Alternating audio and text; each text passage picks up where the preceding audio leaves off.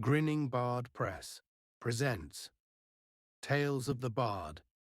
Devaultus Was Here by J.A. Roggie. Another swing, Devaultus ducked it, spun lazily behind the thug and tapped him on the back. Nice form, he muttered. Shame about the speed. The man roared and charged again, this time with both blades. But Devaultus moved like water as he stepped to the side. He slipped past one attack, pirouetted past another, and landed a sharp elbow to the thug's ribs.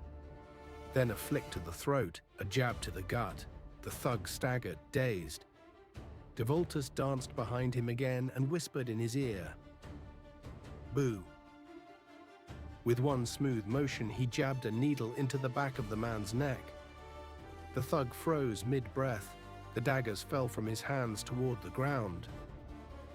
Devaultus caught them before they hit the stone, spun them both once for flair, and slipped them back into his hoodie with a satisfied little hum. He stepped over the fallen body, brushing off his hands like he'd just finished reorganizing a spice rack. Well, he sighed, looking at the paralyzed thugs littering the alley like a bad party gone wrong. If that's all you have, your world really isn't prepared for Devaultus. He turned and walked away. The soft squeak of his shoes against the pavement echoed through the alley, a gentle reminder of the chaos left in his wake. "Next time," he muttered, voice thick with amusement, "I'll bring some more fun toys to play with."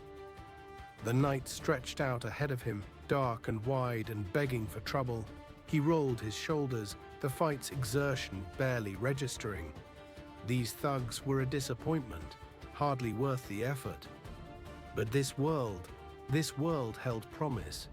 If this was the caliber of its criminals, imagine what other secrets it held, ripe for the taking. Devaultus crouched beside one of the fallen thugs and picked up the nunchakus the man had carried. He gave them a quick once-over, eyebrows raised. "Huh, never really used these," he muttered, giving them an experimental twirl. The first swing smacked him in the thigh. The second caught his shoulder with a dull thunk. The third, well, that one narrowly missed his face but hit the brick wall with a hollow crack, echoing through the alley. He grimaced, rubbing his bruised leg. "All right, respect where it's due. You actually trained with these." With the reverence of someone laying a relic to rest, he set the nunchakus gently on the ground, as if silently apologizing for mishandling them.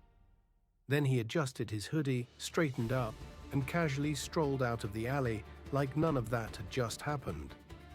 Across the street, shrouded by shadows and the low buzz of a flickering street lamp, a massive figure stood watching. His shaved head gleamed under the dim glow, and a neat beard framed his hard jaw.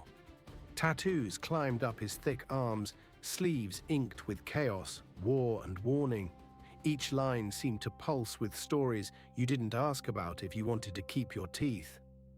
The corner of his mouth curled into a smirk as he watched Devaultus vanish into the night with a lazy confidence. "Well, what do we have here?" he murmured, voice low and almost entertained. He turned slightly, glancing at the woman beside him. She stood with her weight shifted to one hip, graceful in a way that didn't beg for attention, it commanded it.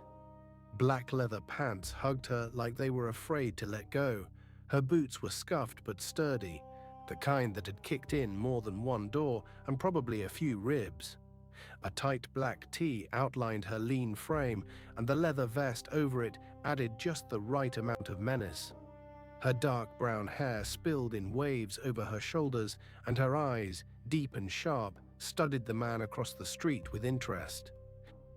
Her body was distraction incarnate, the kind that made men and some women forget why they were talking. But her eyes, they made them remember real fast.